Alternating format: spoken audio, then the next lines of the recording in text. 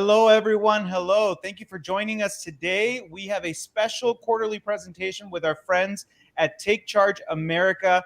Every time that we bring these workshops to you, we always do it to help empower you through financial literacy, through business readiness, anything we can put in your hands to help you become a successful entrepreneur here in Arizona.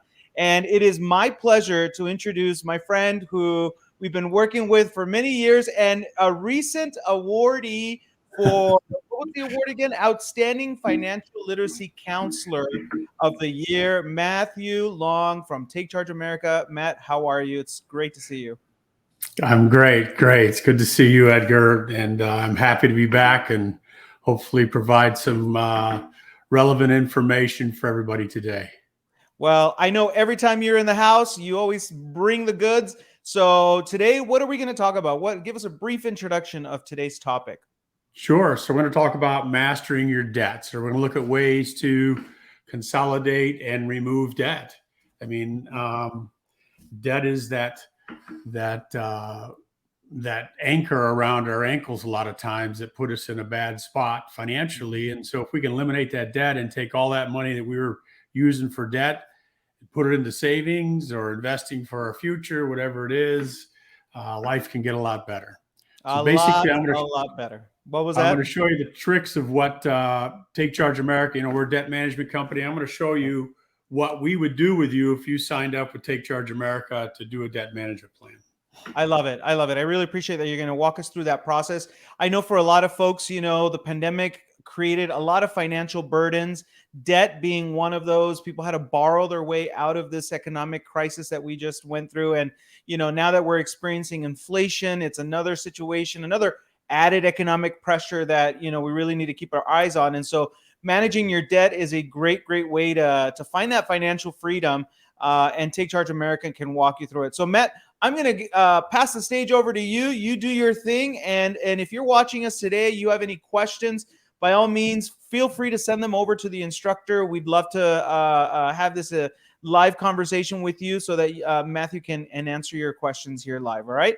So Matt, go ahead and take it away. All right. Thank you.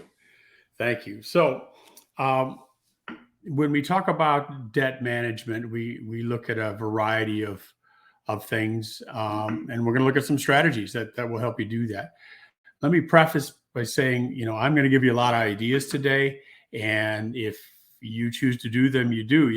The coolest thing about money is it's your money, so you get to choose what you do with it. So I'm hopefully going to give you a variety of possibilities and ways to maybe manage your debt and get yourself debt free, because ultimately that's what we want to do. So you could file for bankruptcy one time in your life, and that's false, about every 10 years. And we'll talk about filing for bankruptcy and that type of stuff. Debt settlement increases your credit score immediately. That is false as well. Getting a title loan is a good solution to getting money quickly. You can get money quickly, but it's not a good solution. So that would be false. Making one extra house payment per year can shorten your mortgage by almost 3 years. This is true. And on a debt management plan, you can be debt free in 5 years or less. This is also true. So some common interest rates, and don't get stuck on the numbers because they're always changing, and depending on your credit will depend on what your interest rate is. I think houses or home loans are at 4.5 now. They were down to like 2.5. They seem to be increasing depending on when you got your student loan and everything else. But I want to talk about what is considered bad debt and maybe not so bad debt.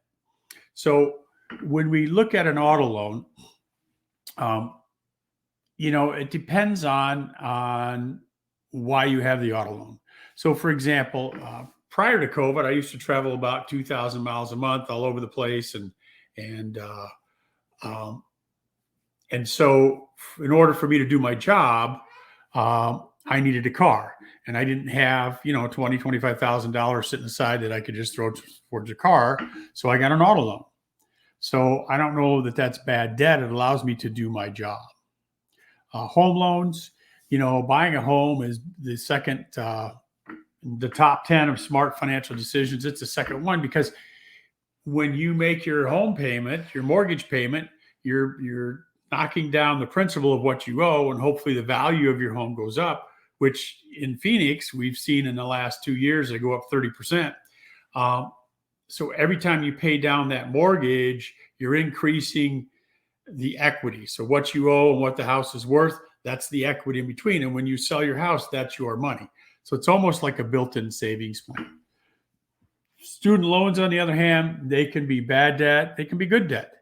Student loans have gotten a bad rap, because they talk about how many people have student loans and all of that. So I don't know that a student loan is bad debt if you went to college or went to a trade school or whatever it was and got some skills that allowed you to get a better paying job. Then I don't know that that is bad debt. But if you got a student loan, you went to school for 2 or 3 months and dropped out, now you've got this debt, it's probably bad debt. Signature loans, credit card, title loans, payday loans, all bad debt. Whoops.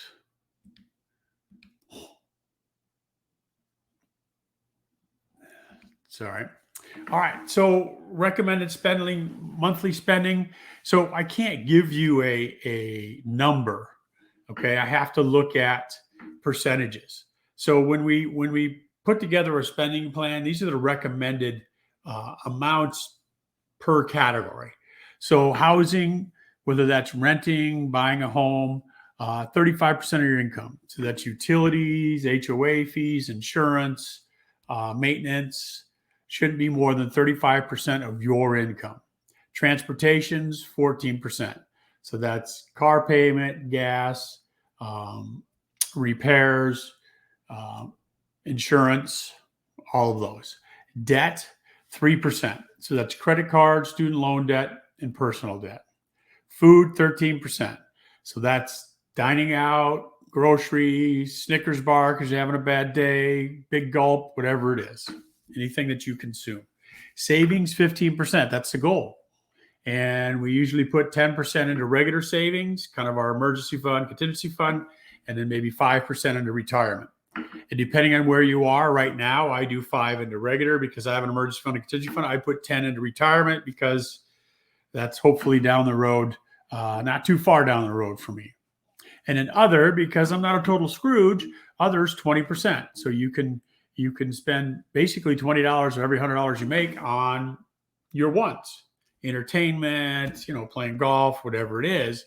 Now, a lot of people will put medical in there in the other, or if they have childcare, they might put that in there.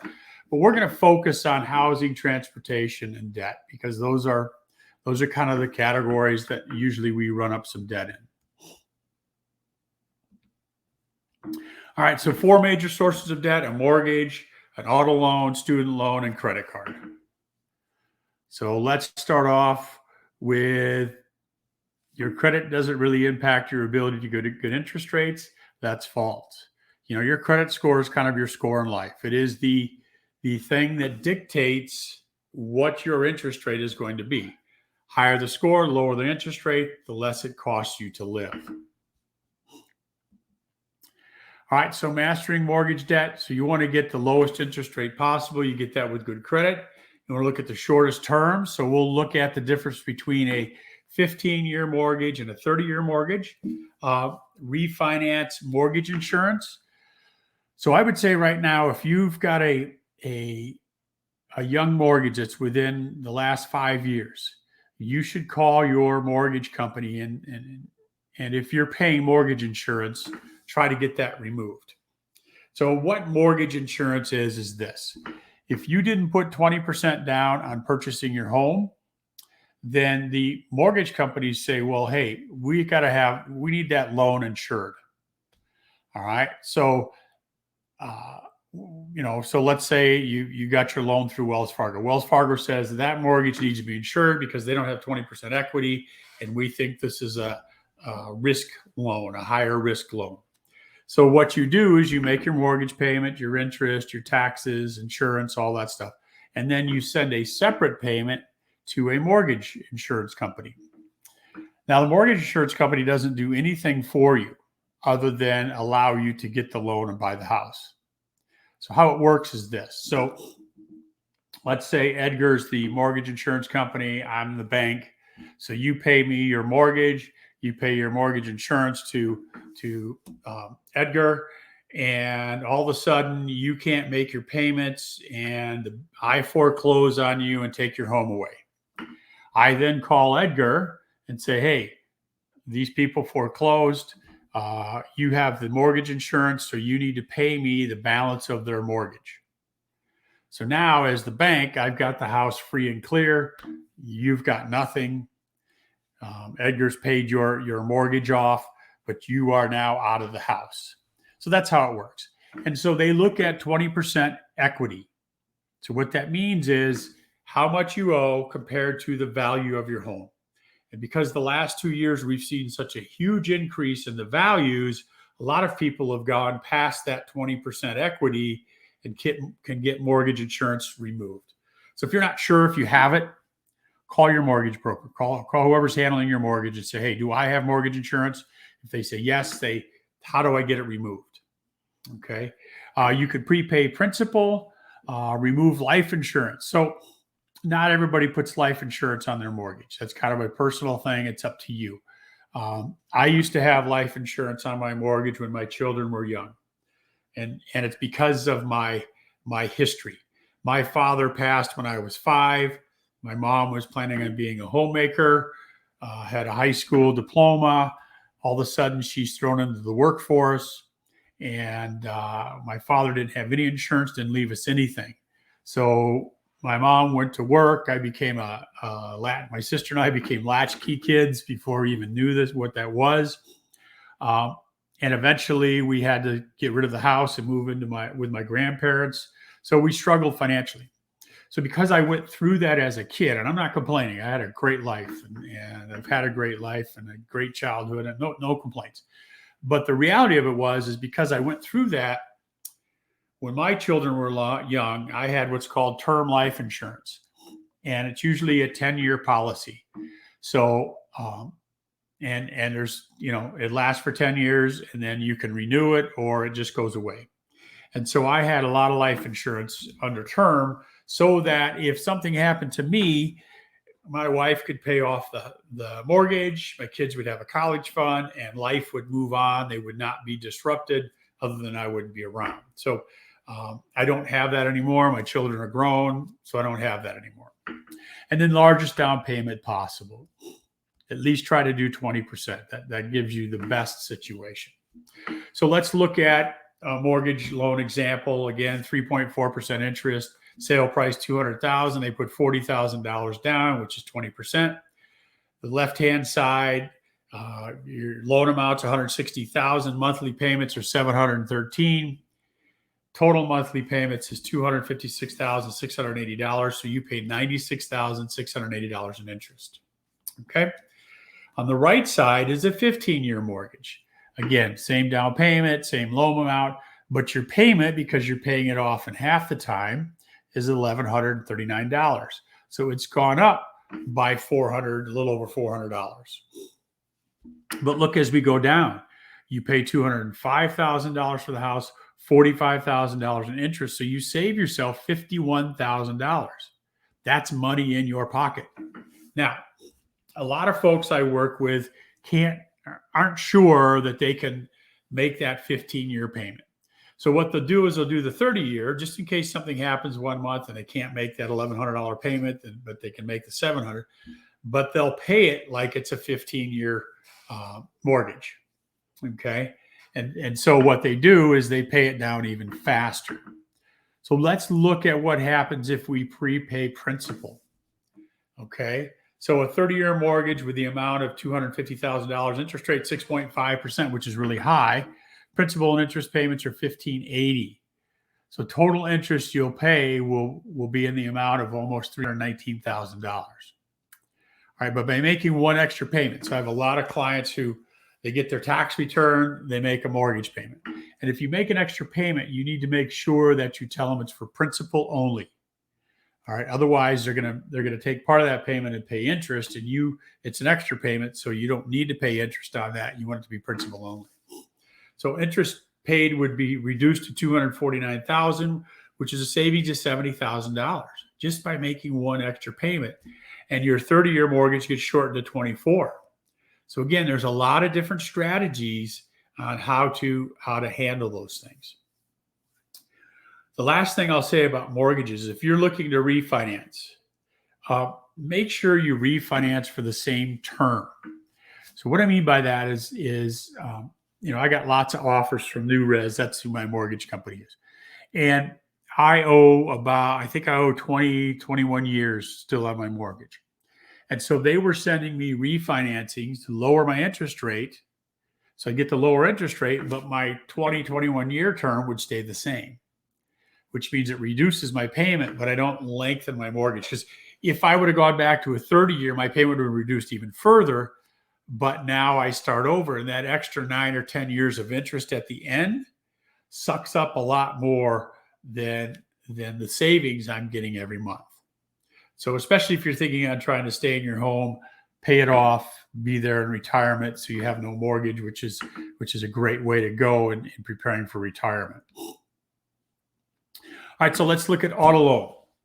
So auto loan debt, lowest interest rate possible, good credit, shortest term, largest down payment, refinance, total cost of ownership. So let me talk about refinance real quick.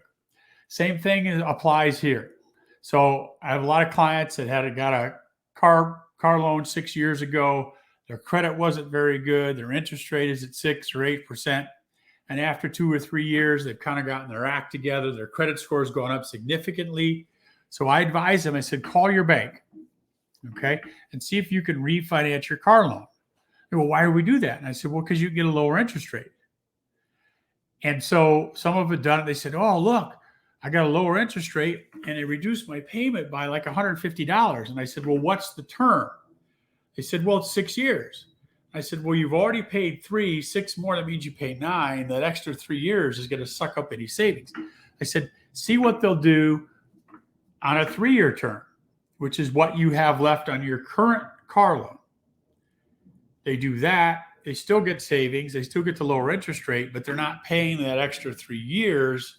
I mean, paying 9 years on a car is not very smart. I mean, whether or not the car can last that long would be the first key. But that extra 3 years of interest, no matter how low it is costing you money. So if you're going to refinance for what do you have left? 3 years, 2 years, 4 years. Do a new loan, get a lower interest rate based on what you have left on the current loan that you have. Type of car doesn't impact your total cost of ownership. It does have a big impact, so that is true. So let's look at a couple of auto loans. $20,000 car. So on the left-hand side, they put $500 down. So they're financing $19,500, 72 months, which is 6 years at 6%. Payments are $323. They're going to pay $3,756 in interest. Okay. Same car on the right-hand side, but they put $3,500 down. $16,500, 48 months. So 4 years. So they went from 6 years to 4 years. They put a larger down payment. Their payment's going to be higher. It's $378. So it's about $55 more a month. But look at the savings and interest. They only pay $1,614. So they're saving themselves over $2,700 in interest. All right. So mastering student loan debt, short-term consolidation. So if you go to school for 4 years, 8 semesters, you're going to have 8 different student loans. So there's 3 ways to consolidate those. Okay, 3 different ways to do that. You can look this up on the internet. I don't know all 3 ways. Actually, my recommendation would be call Take Charge America. Talk to Jeremy, our student loan specialist. He's a savant. It wouldn't cost you anything. He'll tell you what looks like the best way for you to consolidate. The forgiveness program, that's still in effect, and they've done some terrific things with that. If you have student loans, you know that we've been in a hiatus or stop payment for almost 2 years now. Maybe it's been 2 years. I don't know. And we're still at a point where you don't have to make any payments. There's no interest growing on your student loan. The forgiveness program was set up by Obama's administration. And what it says, if you work for a qualifying agency, so like a nonprofit, you're a teacher, maybe you have a business that's a nonprofit, you might qualify for forgiveness. And the forgiveness program is this. You get your payments reduced to income based. So you get them as small as possible. You make 120 payments, 10 years of payments. And once you're done with that, as long as you've been at a qualifying agency during that 10 years, and you can change, you go from one company to another as long as they're all qualifying. After 10 years, whatever left is forgiven. Okay. Now, probably a month ago, student loans came up again. The administration was talking about it, Congress, all that stuff about, helping people out, maybe giving them $10,000 off on their student loans, whatever it might be. Maybe looking at income and forgiving low income folks that maybe got bad student loans. I don't know what they're going to do. Okay. I don't know that. I do know that a student loan is the federal government. They want their money. On the flip side, with this hiatus of interest and payments, if you were able to make payments during this time frame, your entire payment would go down as principal payment, because 0% interest, there's no interest. So if you're paying $200, all $200 goes towards your student loan. Maybe you have a 8% interest rate, so maybe when you make your payment before, only $182, so 18% or $18 goes towards your loan. Towards your interest, and the 182. So you can see if you can make payments now. Making extra payments can help you, especially if you're not in a forgiveness program. And you can refinance your debt. I would only do it if you can get a better interest rate, better terms, better situation for you financially. Because if you refinance into a private institution and the government comes up with some sort of forgiveness, whether it's an amount or the entire thing, or if you're under this amount, whatever it is, you'll miss out on that. So be careful with doing that. All right, let's look at MasterCard debt, or credit card debt, I should say. Mastering credit card debt, the biggest thing I can tell you to do that will help your credit card debt is to stop charging. Put those cards away. Live within your income. 40% of folks in our country live on 110% of their income, which means for every $100 they make, they spend 110. That extra $10 goes on credit cards, and you get larger and larger credit card debt. Okay. Always pay more than the minimum each month. We'll look at some examples of that. You can negotiate for lower interest rates. Credit card companies are still doing that. They know people are struggling. And so you can call up your credit card company and say, hey, any way to get a lower interest rate, especially if you're carrying a balance. If you don't carry a balance, you don't have any credit card debt, it's not really a big deal. But if you're carrying a balance, you can get your interest rate lower. That will help you reduce that debt, or the amount of interest is being charged every month as you carry over those balances. All they can do is say no, right? So it's worth the first asking. Make sure you're not paying an annual fee. There's plenty of great credit cards out there with miles or points or whatever it is that you have on your credit card that don't charge an annual fee. Because if you have an annual fee of $50, $99, you've got to get a lot of points accumulated to cover just that cost. Transfer card to a lower interest rate. So I just got this in the mail yesterday. All right, let me just go through it real quick because I get this question all the time. So this is Bank of America. It's a current credit card that I have, and it says that I can take these checks that they put on the back, right? They give me checks here.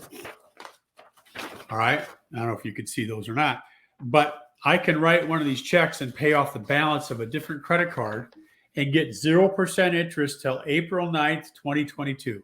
So for a year. All right. 0% interest. So people ask all the time, is that a good deal or not? And what I would say to you is, yes, kind of maybe. All right. Because what it says, if I do a transfer, right, if I pay off another credit card and transfer it onto this card, they're going to pay a 3% fee. So whatever that amount is. So for every $100 it's $3, right? But that might be a lot less than the 24% interest that I'm paying on that other card. Okay. And now I have a year, 12 months to pay it off. Here's the kind of maybe part. I have to look at the balance of what I'm transferring. All right. And I have to see if I can make payments to pay that off in 12 months. Because if I don't pay it off down to zero, okay, completely paid off in 12 months or by April 9th, 2023, then they're going to charge me 24.24% interest coming back to today on the balances that I have every month between now and April 9th. So now I've made a big financial mistake. So yes, are those good deals? Yes, as long as you can pay it off to zero, complete balance by, in this case, April 9th. All right. So here's the credit card, $5,000, 18.9% interest, minimum payments $100. Okay. It takes me 8 years and 3 months to pay it off. I pay $4,911 in interest. Look what happens if I just add an extra $20 to that payment.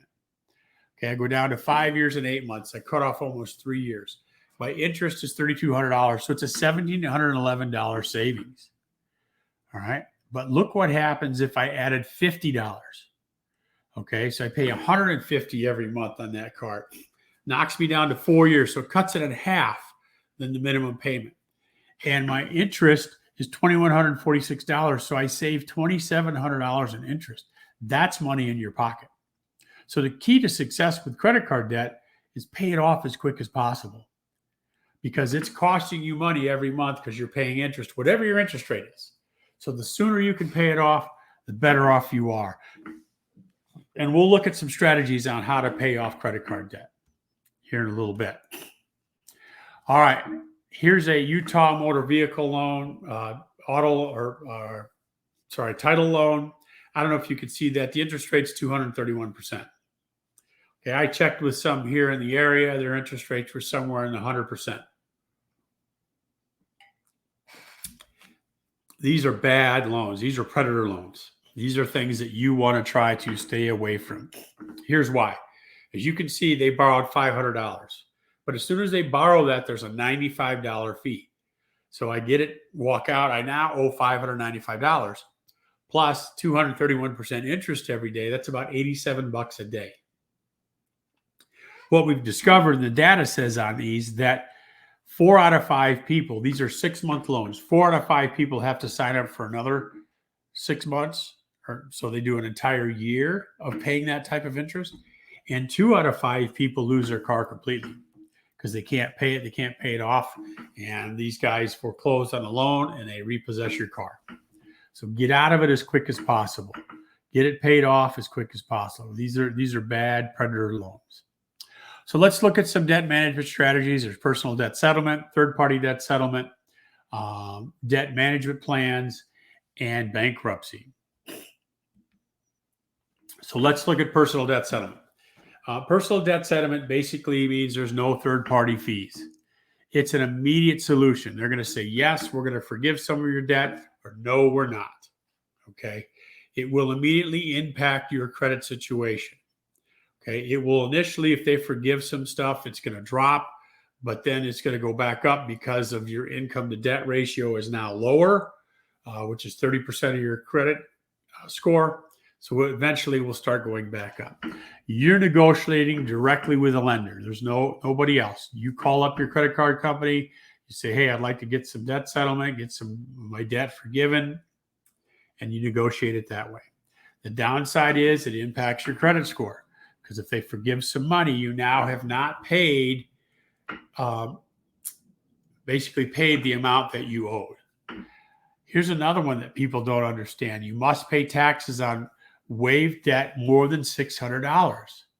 So if it's over $600, it's considered a gift, and you have to pay taxes on that gift. It does not assist with secured and student loan debts. So let's talk about secured and unsecured debt. Okay, just so we understand the terminology. A secured debt would be like your mortgage, your car payment, motor home, whatever it is. There is an object, a car, a motor home, your house that is securing that loan. Okay, so you don't pay, the repo man comes, takes your car. You don't pay on your mortgage, the bank forecloses, and now they get your house. Unsecured debt is credit card debt. And you get that unsecured debt based on your credit history, your credit score. So if you don't pay your credit cards, they're not going to come to your house and take your sweaters and shoes and whatever you paid for on that credit card. It's unsecured debt. All right, let's look at third-party debt settlement. Again, I don't like this either. Okay, you're not going to be required to pay the full balance on your unsecured debt. That sounds pretty good, right? I owe $6,000. I get it reduced to $4,500. I've saved myself some money. Then I'll make payments to this debt settlement company over the next 3 to 5 years. The problem is it impacts my credit score because I have to be three to 6 months delinquent, enter negotiations with the creditors. So they're saying, look, stop making payments for 3 or 4 months, and then call us up and we'll get some of your debt reduced. Well, that's a great thing, but your credit score just plummets, okay? Because the other side is creditors could refuse to settle. They say, no, we're not going to do that. Again, taxes on $600 or more. Typically, these agencies charge very high fees, okay? So you need to be careful with that. It does not assist with secure student loan debt. It doesn't stop the collection process. So again, third party just means you're hiring somebody to call your credit card companies, which in our first one, you can do that yourself. It doesn't cost you any money to do it yourself. All right, debt management. So this is what Take Charge America does. We're a nonprofit debt management company. We are not the only game in town. Okay, but I want to tell you the pros and cons of debt management. If you're having a hard time settling your debt, I think it's worth a phone call, a hard time paying off your debt, I guess, not settling, but getting it paid off. I think it's worth a phone call, which is free at Take Charge America, to get some information on what exactly a debt management plan could do for you. And again, it doesn't have to be Take Charge America. There's other ones around. So unsecured debt, you get that paid off in 5 years or less. So that's your credit card debt.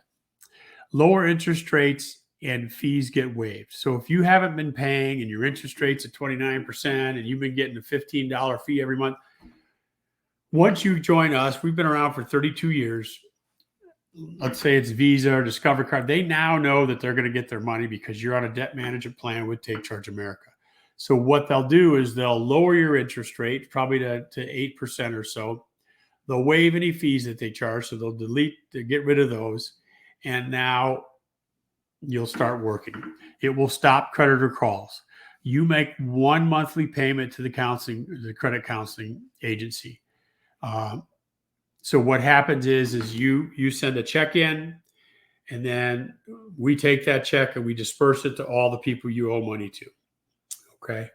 Credit counseling agencies do not report to the credit bureau. So your score is not going to go down. It's actually start going up because you're paying down your debt. Okay. Many offer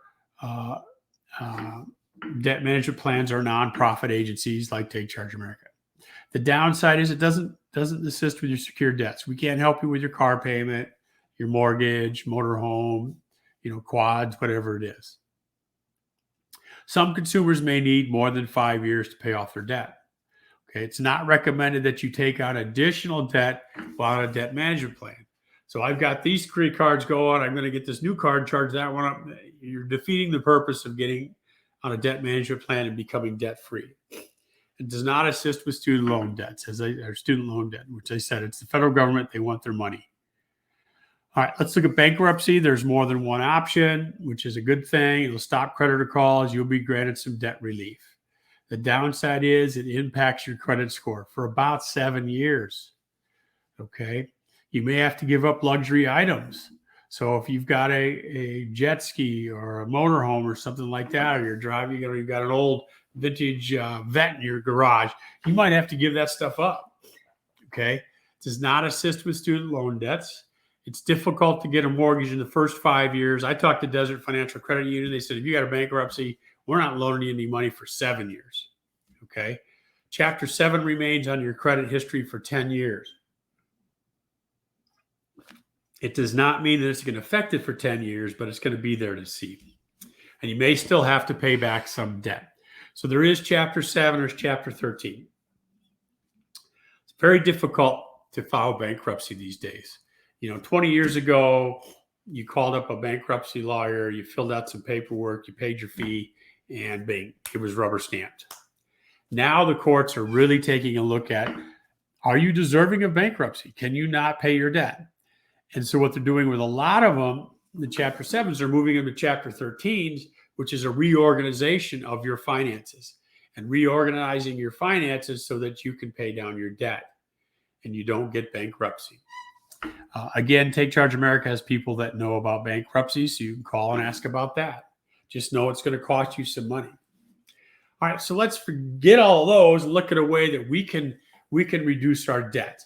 Okay, we've got a simple method to help you become debt free. All right, and basically there are two different methods. One's called the snowball. So if you've ever gone up to Flagstaff or lived back east and you get snow and you start rolling a snowball, right? It gets bigger and bigger and bigger. Well, that's one way. The other way is an avalanche, right? Hopefully you've never been in an avalanche. Hopefully you've never seen one. They're pretty dangerous. But basically, right, something breaks up top at a small mountain and just grows and grows and grows as it gets bigger, bigger, bigger. So here's how it works. So with the snowball, they would say, all right, we're going to take on card 3 because the balance is $2,000. And we're going to pay minimum on card 2, minimum on card 1, make our car loan payment. Okay. And once we pay off, we're going to get card 3 paid off quickly, which is going to make us feel good. And we're going to take that money that we're paying there. We're going to put it on card 2 because it's the next lowest balance. And then card 1 and so on and so forth, you get debt free. The avalanche, which is how Take Charge America looks at it, we look at card 1 because it's the highest interest rate. It's the one costing you the most money every month. Okay. So in this scenario, minimum payment's $144. We add $50 to the minimum payment of card 1. Minimum payment on 2, minimum payment on 3.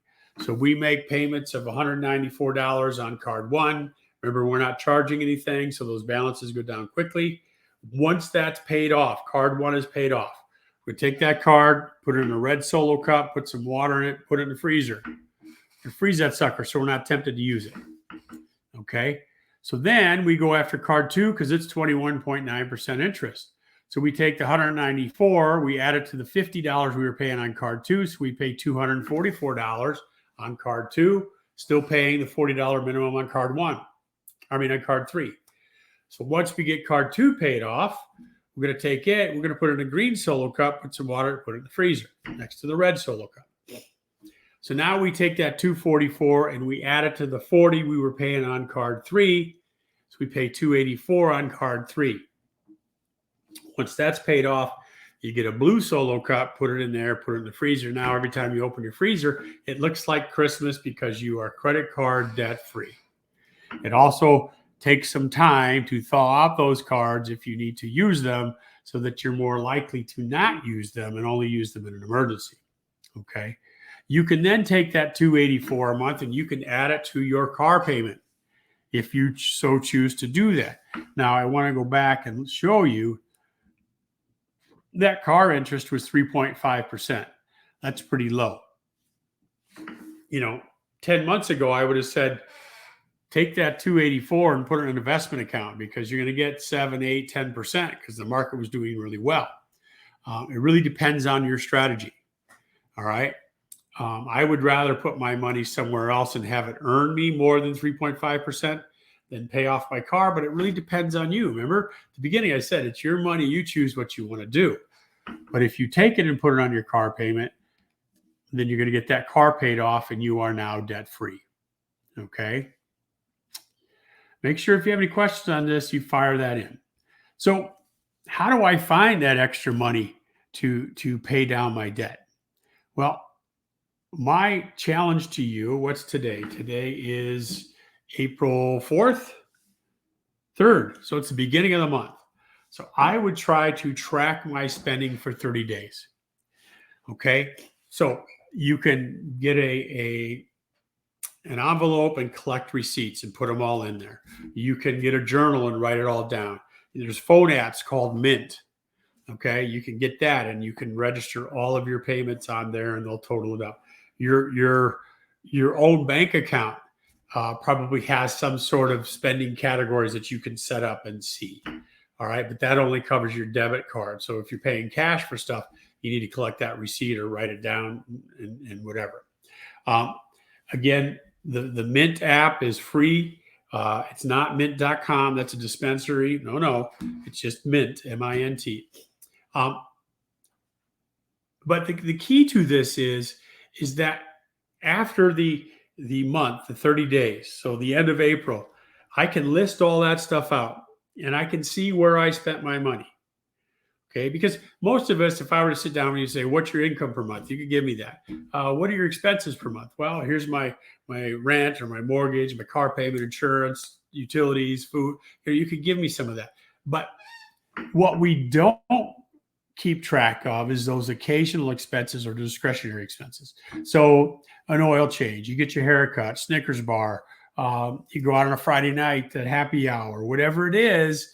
We have to look at those discretionary and occasional expenses because those are the ones that are eating up our money, eating up our excess money. So once you list everything out, it's very powerful to have all of your expenses listed out. When did I buy it? What did I buy? How much did I spend? Is that a need or a want? Okay. And your needs and wants are your needs and wants. So you might say, well, my haircut is a need. Oil change is a need. Okay. Pet food. Are pets a need or a want? Really depends. And remember, I'm not saying you can't buy any wants. All right. Remember, 20% can go towards your wants. But the key to success is, am I overspending on my wants, which is affecting how much money I have to pay on my needs, one of which is credit card debt to pay down. Okay. So what you will discover, I had my oldest daughter do this. What she discovered is that she went to Dunkin' Donuts every day, 7 days a week, spent between $5 or $6 a day. So I called her. She asked me, can you, I make a good money and everybody's safe. Can you look at it and figure it out? So I called her back and I said, well, why do you go to Dunkin' Donuts every day? She goes, yeah, that's where I get my breakfast. I said, well, you're spending $5 to $6. That's $135 or $140 a month. That's about $1,600 a year. I said, cut it out. I said, get the Dunkin' Donuts K-Cup, get a pack of bagels, get the ice because it's iced coffee, put it in your freezer, and do it all at home for 50 to 75 cents. She did that and made a big change. But she didn't realize how much money she was spending. If you work and you go out to eat for lunch every day, that's $8 to $10 a day.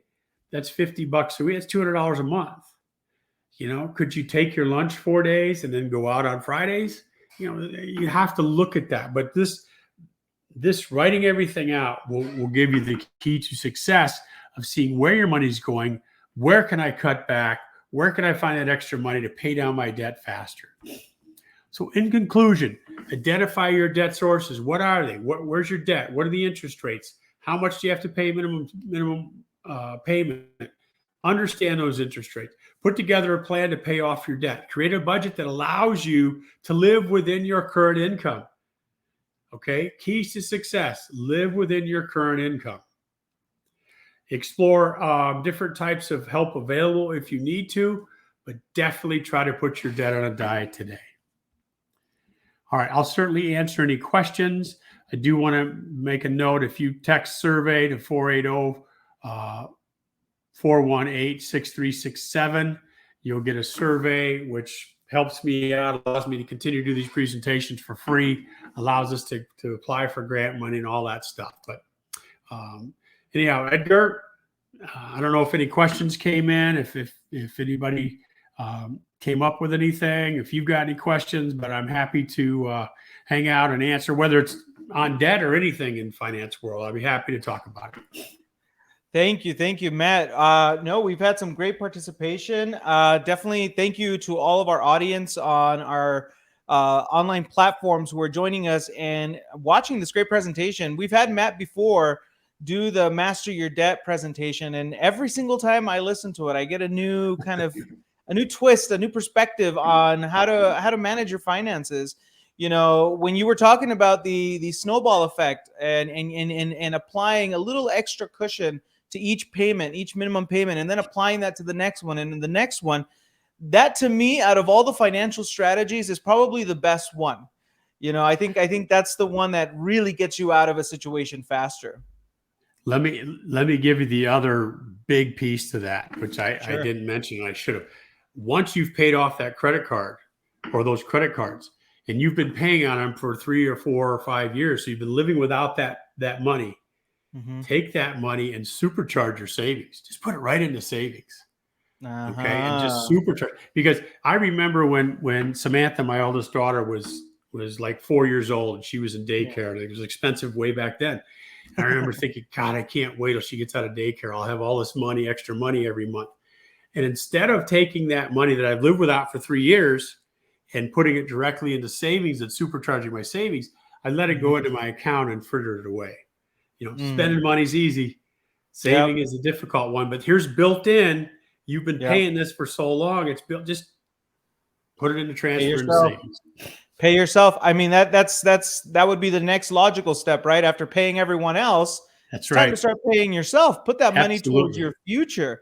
You are just as deserving of that money as those creditors. And so pay yourself. That's some great advice. Yeah. Well, Matt, thank you so much for joining us today. And for those of you who watched us at home or at work, thank you for watching this presentation. Make sure to share it with your friends. I know I love sharing this type of content because, I want to see my friends succeed financially, and I want them to have the best resources. And so who better than an award-winning financial literacy counselor here on our call today? No. I'm going to celebrate that, Matt, because you've well-deserved. Congratulations. We really appreciate everything you do for our community. So keep up the great work, and I cannot wait to see you in the next presentation. So with that, we'll say goodbye. And do you have any final tips that you'd like to share with our audience? Yeah. Key to success is living within your income and paying yourself every month. Automate it. So it just is one of your fixed expenses, and it goes into savings. That's it. You'll always have enough at that point. So thanks for having me, buddy. I appreciate it. It's great to see you again. Everybody stay safe out there, and good luck with your finances. And hopefully we'll see you next time I'm on. We will. All right. See you later. Yep. Bye-bye.